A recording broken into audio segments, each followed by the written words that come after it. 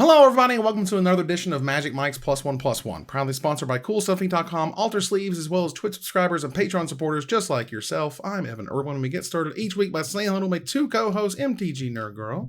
Hey guys, welcome back. Ruben Bressler. Good evening. Absolutely, and to introduce our guest this week, Nerd Girl, take it away. Hi, well this week we've got Olivia, otherwise known as Affinity Artifacts. She's actually on the Mount Rushmore of Magic the Gathering cosplay. She's on the Commander Rules Committee, and she was one of the co-hosts of Elder Dragon Hijinks. Please welcome Olivia Gobert-Hicks. Yay! Hi, yay! Thank you so much for being here. We appreciate it. I didn't mean to embarrass you with that, with the text. No, it's just It's a good blush. It's a fun blush. quite a thing, yeah. Now, if you missed our pre-show, patrons of this show get access to our NSFW version early. And with that, let's start the show. First is outside assistance. We've chosen a question from the comments of our last Plus One show, and that person gets $50 worth of anything at CoolStuffing.com. Ruben, tell us all about it. Well, I just like picking questions from Isaac Ben Ruby. Isaac, for those of you who don't know, has decided that he's going to donate all of his winnings. So I've decided to just keep adding to the pile. So thank you again, Isaac. This will be the third question that we ask a guest on the show. And he writes really insightful questions is another reason why I like doing it. And this question is a deep one, so I will let you have time to ponder it as I read what the question is.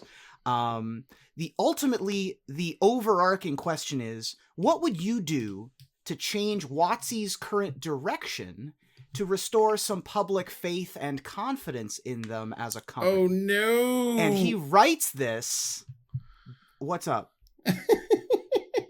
He writes this in light of the recent consternation that they've had. And I'm vamping here to give you some time to put together an answer if you have something that you'd like to say. Otherwise, we can just cut this out of the podcast. No, it's fine. I was just laughing because you said the recent consternation, and the first thing that came into my head was which one.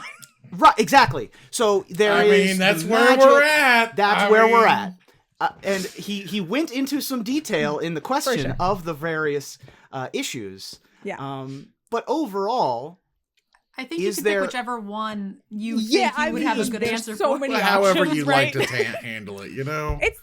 It's funny too, because I was actually just talking with some other magic inclined friends about this today. Of just like, there's so much going on, right? Like there are just so many things happening, and it's put so many of us in this weird spot of like loving the game, loving the community that we've built with it, the friends we have, the experiences we have, like everything about it. And then sometimes like just having the association with the company, you're just like, oh my God, is this really what they're doing?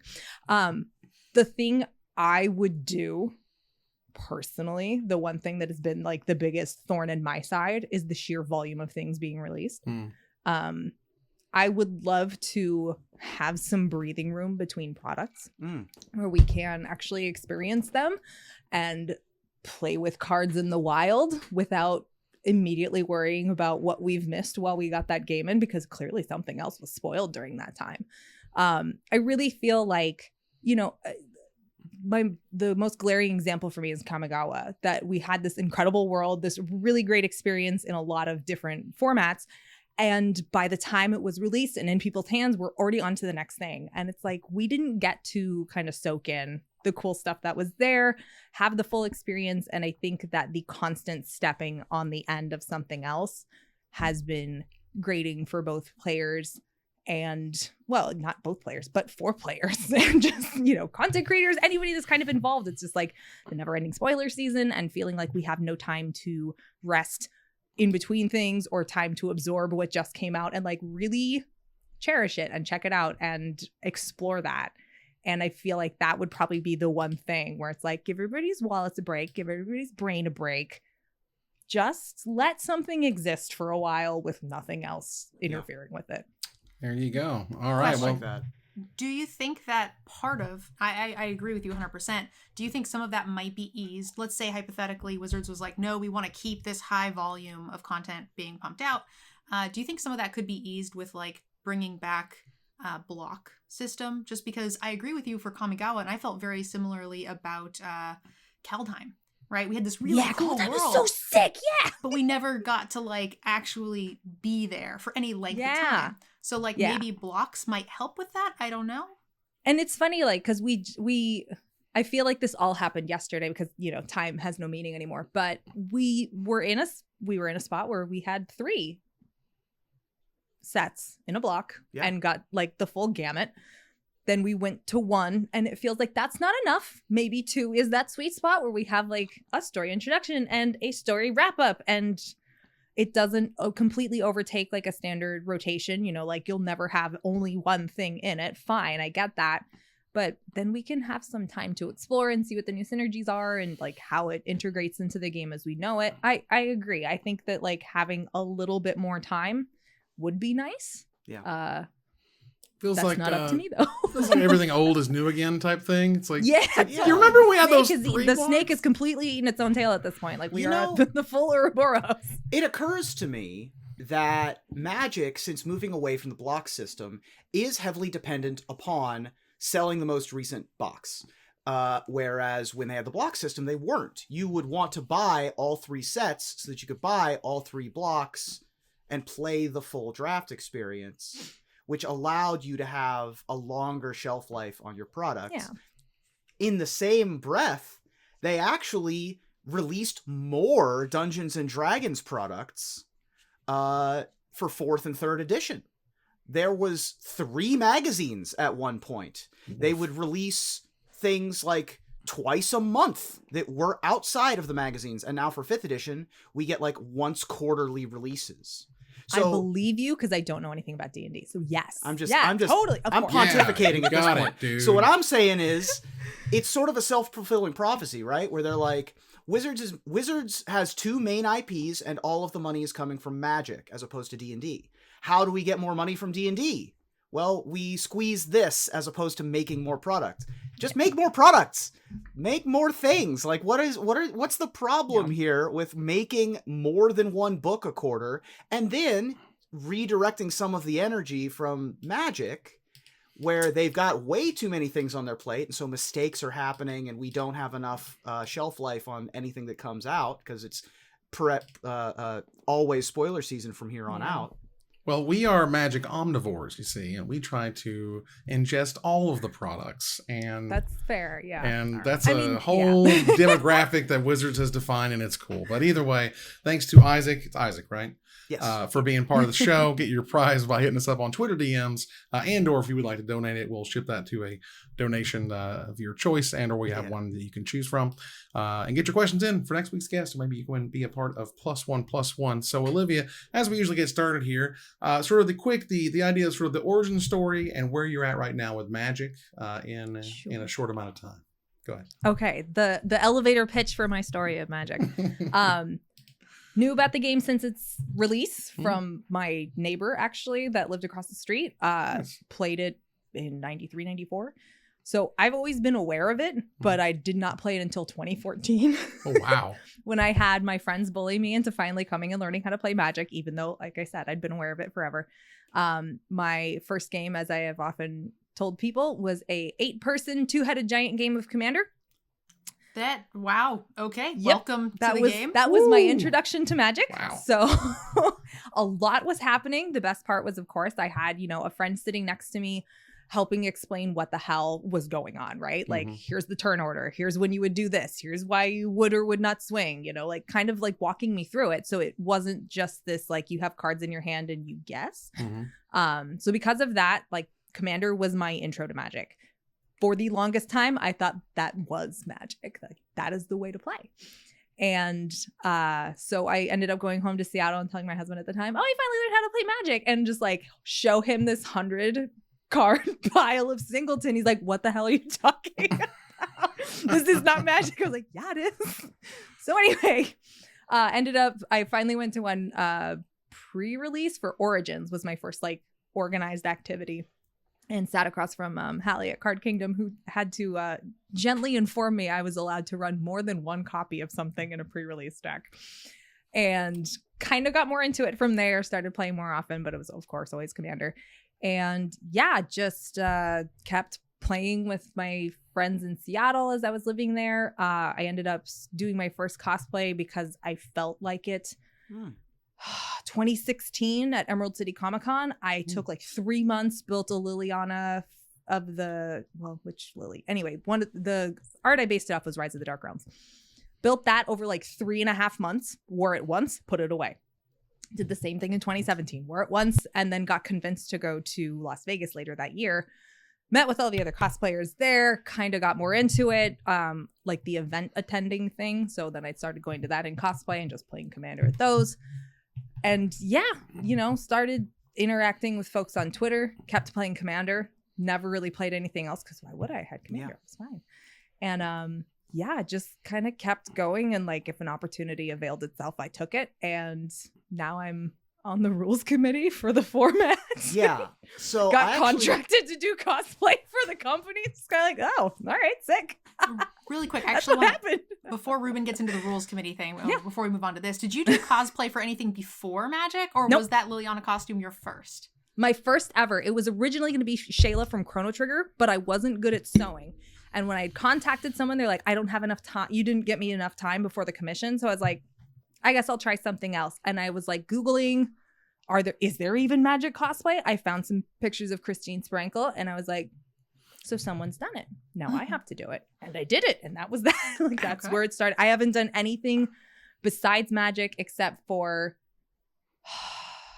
I did one other thing once or twice. Like I know I did Team Rocket for Ultra Pro at Gen Con this year or last year, and then one other thing, but it's only pretty much ever been Magic that I've cosplayed. How important is it? And again, we'll get to the rules committee stuff in a second, but I'm curious because you mentioned it specifically. You're like, I only wore this cosplay the one time.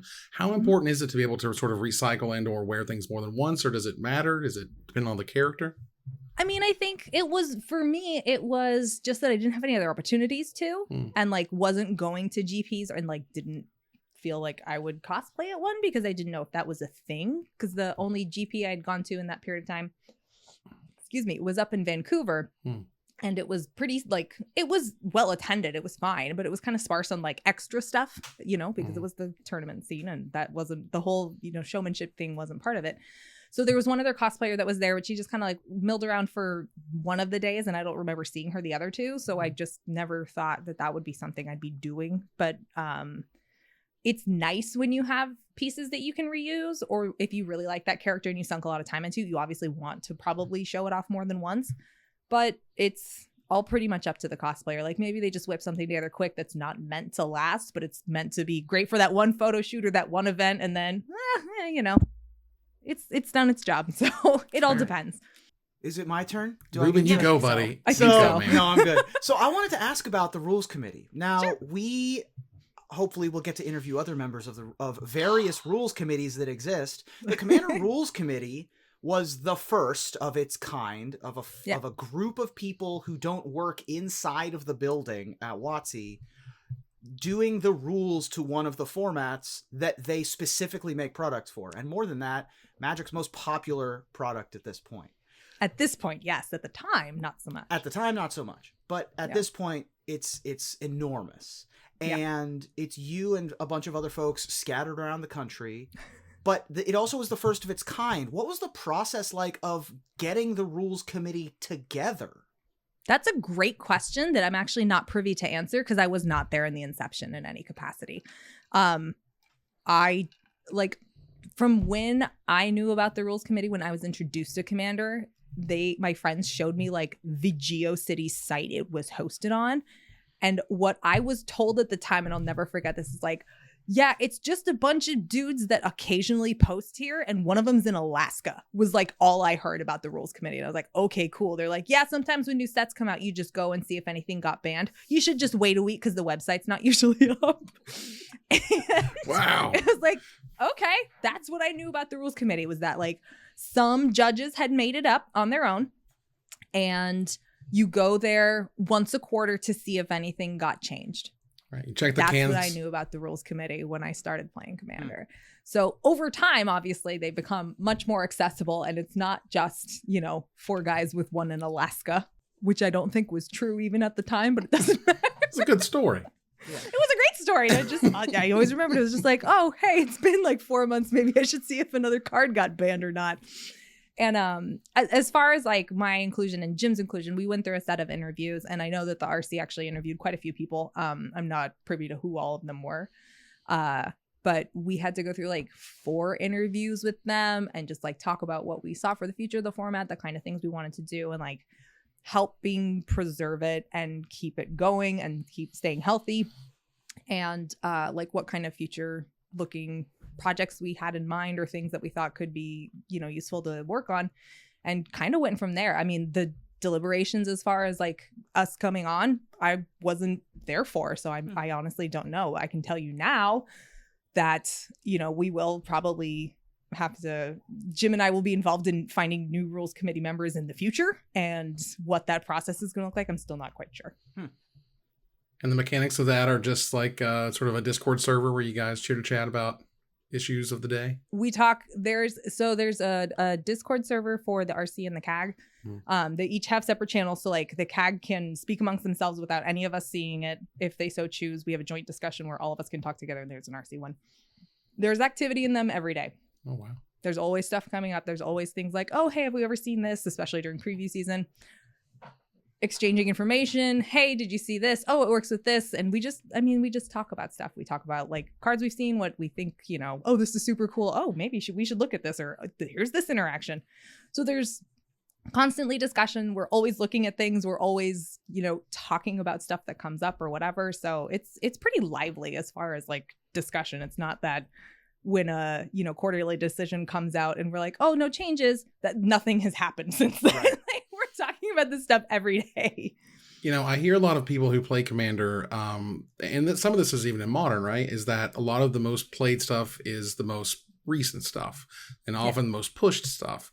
Do you feel like there's a power creep kind of incline that you're okay with, or the current one? Does that feel good to you at this point? I mean, I feel like there's definitely, I don't disagree that there's power creep. You know, part of that just feels like the scope of the game too, right? Like nothing that was, a lot of the stuff, you know, save like obviously the mocks and everything like that. There's a lot of those older cards that just wouldn't hold water to anything anymore, Right. you know, over design changes in time. So yes, there's definitely power creep. Obviously games are moving faster and everything. And like, there are ways that you can mitigate that yourself. Like you know, one of the suggestions that comes up all the time is like, oh, if you want your games to go a little slower, but not like sacrifice the quality of your cards, just play more tap lands. Like there are ways to slow down the pace without necessarily like stifling your own play style. So yeah, it's not that like we necessarily, I like a longer game, not super long, but I feel like, oh, I want to do something faster than turn 5 or like, you know, like after turn 5. So I would say I'm definitely a bit more of a battle cruisery. I'm here for a long time and a good time. Same. You know? So, yeah, it's something that we have to keep an eye out on, but it is a struggle because like we don't design the cards, right? And we can't just like say, ooh, all of this is going too fast, we're gonna ban a set. Like that's not a viable option at any point in time. So it is, you know, it's one of those things that you just kind of watch, and is there anything that's so extraordinarily pushed from even the level of what's coming out with it? Then it's like, okay, well, maybe we should keep our eyes on that and see how much it has an effect. But some of that stuff ends up self-selecting. Like people they'll try it once. It's like, yeah, this is super sick. And then it kind of gets linear, or they're like, oh, I've done the thing. And it's like, yeah, it kind of lost the shine once I did it a couple times, and it self-selects it out, you know? So we definitely have to be mindful about looking at things that are egregious, even with the other stuff that gets released with them. But if the power creep is happening as a whole, that is outside of our sphere of control too. So we just need to be mindful that, you know, as time marches on, what cards look like, how the power level is, that's all going to start shifting too. And we can't just be like, well, just because it was printed new means it's too much or it's too bad for the format. Like people are coming in and playing it at all sorts of different styles and speeds, and we have to be cognizant of that. Yeah. I have kind of a general question for Sure. the rules committee. So I'm very new to Commander, so I don't know a lot. I didn't even know that there was a guy in Alaska. That's how little I know. He's up there. I mean, so for the average schmo like me, I would hardly call you average. But okay. When it comes to Commander, I'm still just a baby. That's okay. Everybody's baby at least once. It's fine. Let's say is there any place for the general community to participate in tournaments, or not tournament?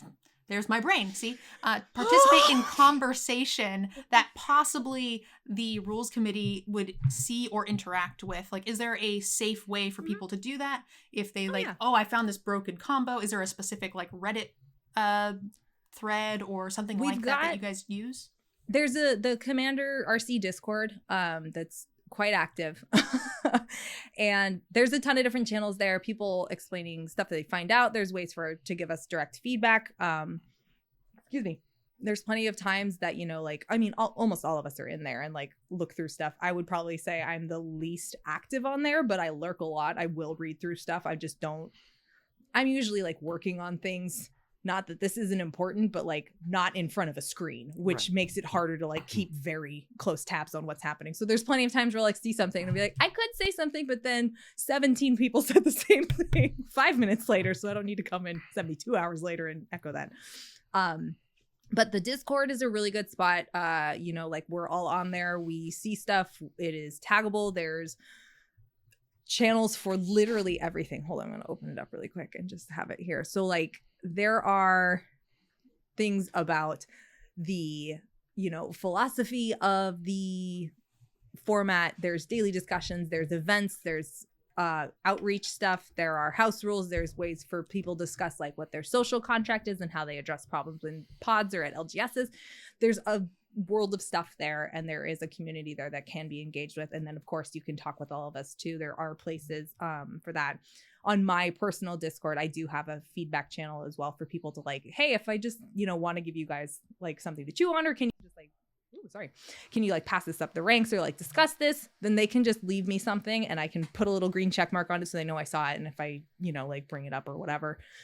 So we're definitely more accessible than the, oft crashing GeoCity site from the past. The RC also has a stream on Twitch that they do every Thursday night, and it's a rotating group of 3 to 4 of us. Sometimes it's 4 RC members, but they usually have a guest.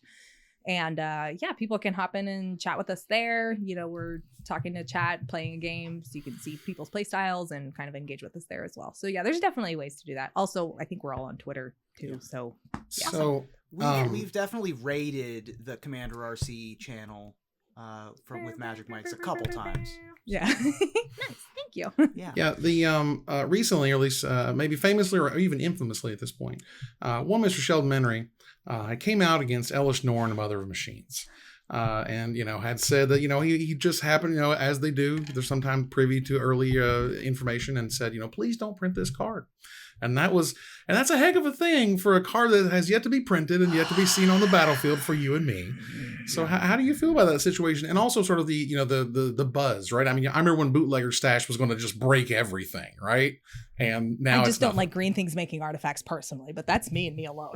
but it was a nothing burger at the end of the day, right? So yeah, it's true. So how do you feel about that kind of hype? On the other hand, that's my iron. There you go. But I will preface this with the fact that Jim and I were not on the RC at this time, which Sheldon does mention in the article. Okay.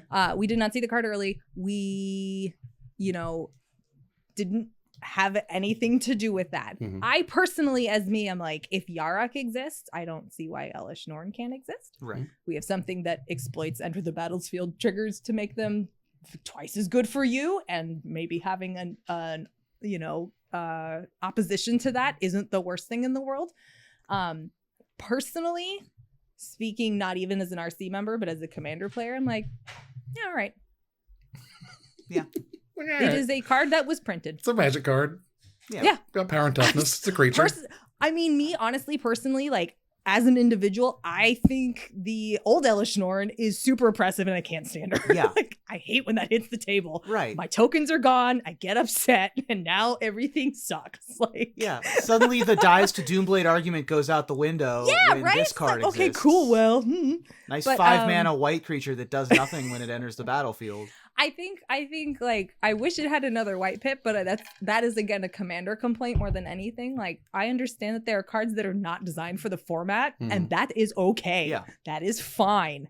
And this is just probably one of them. So like, for whatever their concerns were at the time and whatever feedback they gave, so be it.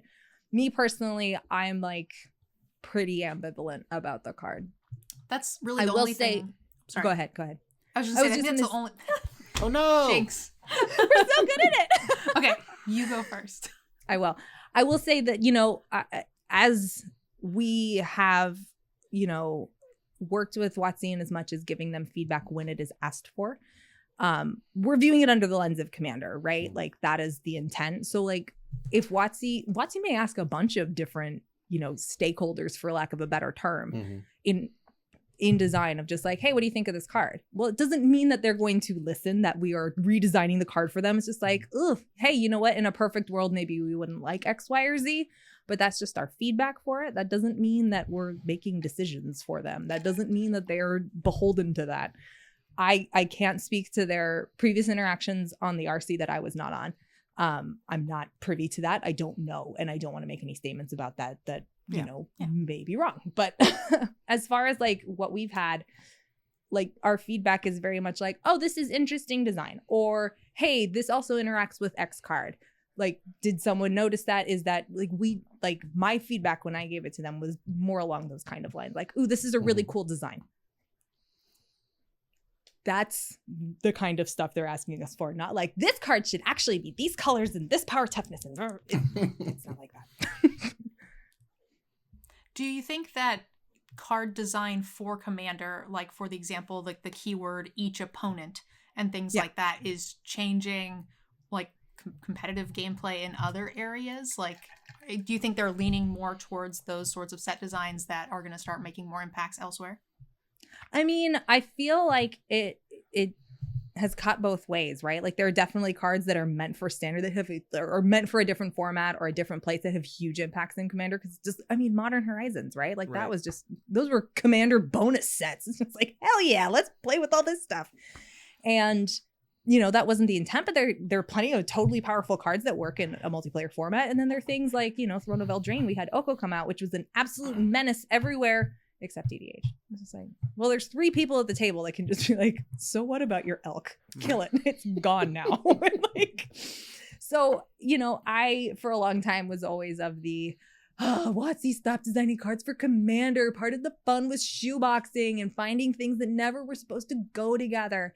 But that's my perspective. There are people that enjoy the fact that there are now things that are, not necessarily specifically tailored to them, but that are more applicable and make more sense for them to be able to run in more things and have some more versatility in the kind of builds they have and the kind of commanders that they are building for, and exploring the space. And that's a good thing, right? Like, just because I may not like something or find it unfun doesn't mean that everybody else does. And so, since there are a bunch of different play groups, there's a bunch of different power levels, there's a bunch of different play styles. I can't just say that, well, it's my way or the highway, or just because I don't like it, it's not good. I don't know the full impact of what cards that like are leaning towards Commander and maybe a more standard set, what kind of impact they have on competitive, because I'm not as well versed in competitive or Standard or Modern or anything like that. So like, I don't want to speak to like, oh, well, you guys are fine, don't worry about it. Like, maybe that's not the case, So I can see the frustration on both sides, where it feels like, man, all these cards are meant for X, because there was a point in time where it was like, man, all these cards are meant for Commander. It's like, no, they're not. Calm down. Like, it's not, it's really tough, right? Like, obviously WotC is going to design stuff for this format now that is incredibly popular and making them money. And that's part of the growing pains of us becoming so popular, is that of course people are going to want new designs for it. Of course people are going to want product that supports it directly. So this really tough balance that like we are a part of in trying to help to an extent, but we're not in control of the design of the publishing of this, that, or the other thing. So it's this very interesting spot that we find ourselves in where it's like, we hope there's some judiciousness in how this all comes down to pass. And if something's particularly egregious, obviously, then we'll look at it at that point. Like I am a person that thinks Hellbreacher was a good band. Like I don't disagree with that one. It was a lot. So, you know, I think at the same time, like there are sometimes things that we read on paper that when they come out aren't actually as bad as we thought. Like like Evan said, the bootlegger stash was just like, so this is in every green deck, and it's not. Sometimes we just have to wait and see. Like it's very easy to see something and think of its worst case scenario for every opportunity that it hits the board, and that's not always how it plays out. Well, EDH design is definitely spicing up my favorite format, limited 2HG. Oh Ooh, boy. yeah, but see, two-headed giant's amazing. It's the best. Battle Bond was a blessing to everybody. Yeah. It really was. Yeah. Battle Bond best limited format. Oh my god, I love Battle Bond so much. It's so ridiculous. It's so good. I like two-headed giant a lot. I love having a little bit of like the collaborative but still combative thing going on where you have somebody else that you get to play with, that you can block for, you can pay mana with, and like have this team effort. Because for me, that was my first experience. Right. That was like the bread and butter of like, man, let's go. Let's get them. It's so much fun. I have such a good time playing two-headed giant. By far my favorite. Yeah. Yeah. Do you feel like you're more excited about seeing new legends or new like cards that would go in your deck? New cards that would go in my deck. Mm-hmm. I feel like I have too much to choose from as far as legendaries go. Mm-hmm. And so I get way more excited. There's a ton of cards where I'm like, ooh, this is really cool. This would be great in the 99 of a deck I built 6 years ago. So I really get way more excited for like all the potential things that could come up for stuff in the 99. Like there was, I want to say 2021, there were a lot of cards where I was like, yeah, it could be cool as a commander, but like very few things like just sparked for me where I was like, ooh, this is what I'm going to build. This is how I'm going to do it. These are the cards I'm going to put into it.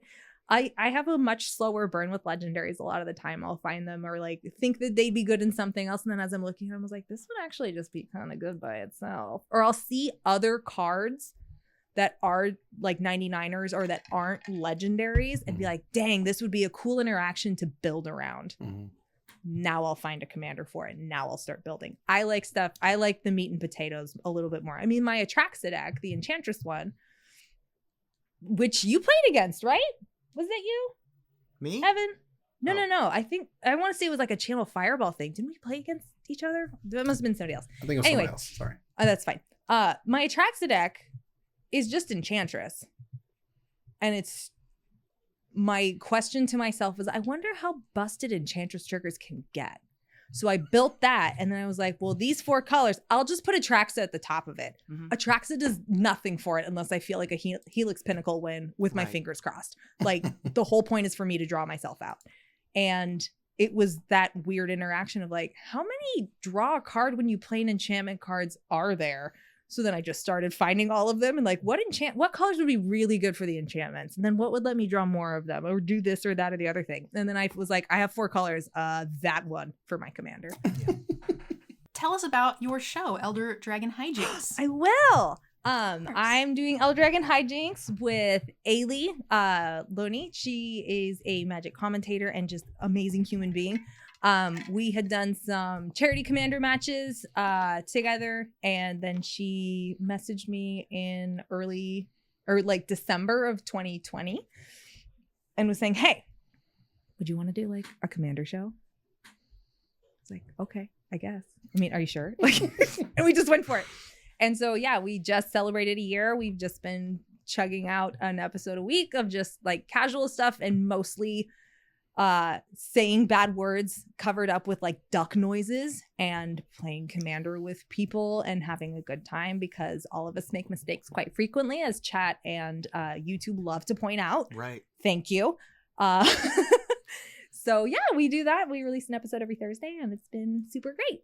Yeah. Thank you for letting me pitch that. Of course. Do you build most of your own decks for that, or? I build all my own decks. I know Ailey had some loaners, but she also was growing a child. So she has like, that's legit. I get that. I brew all my own. We've played a couple pre-con ones, but even the deck list like that I have people send me, like request when someone in my on my stream is saying like they built this really cool thing, like I'll look at a deck list. If I get inspired by it, I still only take inspiration. I've never built anything like card for card.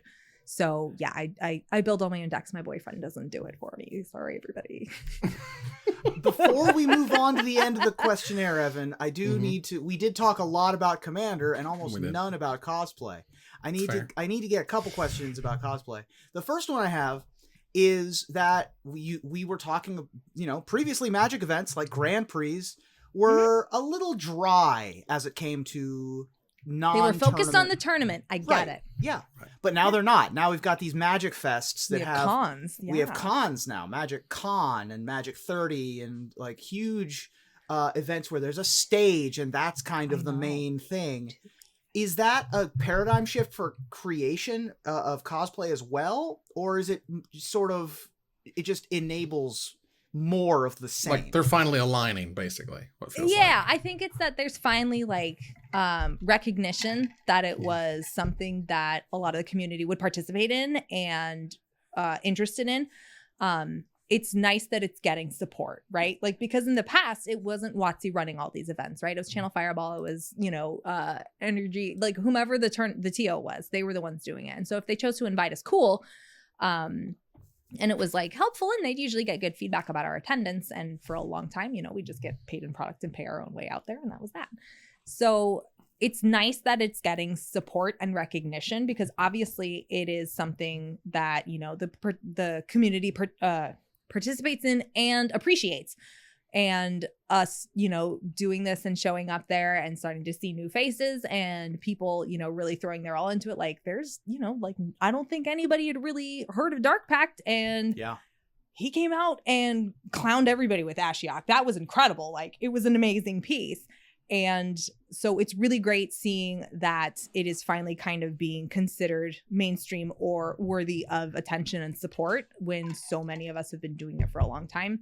And just, we do it because we love the game. It's not like we're trying to, it is a losing sum unless you get huge. And most of those spots are taken, right? Like there's not going to be a lot of new Kamuis or Yayahans or Kinpatsus or anything like that. So we're doing this because we love it. Like we take the expense on, we take the pieces falling off of us while we're trying to walk around, or, people saying we're just doing it for attention or whatever, because we love the game, we love the characters, and it's rewarding to bring it to life. So it's nice to see that getting recognition from the parent company, and that it is being encouraged, supported, and celebrated. There you go. Well, that is fantastic, and a wonderful segue, I think, into our fundamental turn, where we get to ask you some questions, and you just tell us the first answer that pops off onto your head there. And we promise they're nothing embarrassing. It's all good and silly. No, they're all embarrassing if I give a bad answer. Well, obviously, so pressure. Yeah. I know. I don't do well. You'll be fine, I promise. Okay, here we go. Your favorite thing about Magic? The people. Old border or new border? I don't care. Extended? Favorite set? Ooh. No one's going to like me for this. Ikoria. Favorite mechanic?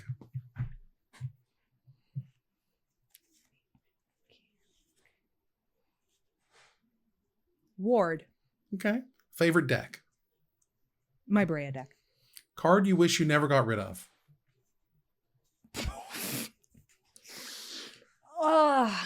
One of my Gaze Cradles was sold. Oof. Best advice you repeat? Be nice. Okay. What do people get wrong about you? That I'm taller than 5'3". What do people get right about you? Well, it's not my height. I would say that I translate from my online presence to who you meet at an event. Very nice. What makes you happy? A lot. I have my needs met, and I get to hang out with cool people. I've made some of my best friends. I have been able to experience really incredible things. make stuff and just have a lot of life fulfillment from a card game that was invented 7 years after I was born. There you go. So that's pretty rewarding. Yeah. Failure means Learning, success means achieving. there you go. And with that ends another episode of Magic Mike's +1+1, as well as our fundamental turn. And finally, Olivia, where can people find you on the interwebs? Nowhere. I'm trying to log off everything. I'm just kidding. You can find me on Twitter and Instagram at my last name, Gobert-Hicks, GOBERTHICKS. You can find me on Twitch at twitch.tv/AffinityArtifacts, Sunday, Monday, and Tuesday nights, as long as my schedule allows me and or I don't forget that what day it is. Streaming Commander those 3 nights. Elder Dragon Hijinks on YouTube on Thursdays. And then Brian and I are starting a Commander gameplay show that's coming out before the end of the month. I don't have an exact date. Called Commander at Home, so you can find that on YouTube too. Yeah. Right. I'm in the intro by accident. You are. I don't know how to say no to things, so my plate is very full. That's where you can find me. On the internet. All right. Well, thanks for joining us here to discuss all things magic and cosplay. Absolutely. My pleasure. Thanks for having me. You bet. So let's move on here to our final slide. We're going to say thanks to our sponsor, CoolStuffInc.com, our co-sponsor, Alter Sleeves, my co-host, MTG Nerd Girl and Ruben Bressler, our special guest, Olivia Gobert-Hicks. You guys for watching and listening. I hope you support us at patreon.com/magicmics. Please follow, like, tweet, favorite, share, subscribe to everything social that tells people we exist. Catch us online on our Discord, twitch.tv at Magic Mics, on Twitter at Magic Mics Cast, our Magic Mics subreddit, and like the Magic Mics page on Facebook. Or join us here next time, same place, for another episode of Magic Mics +1+1. Good night, everybody.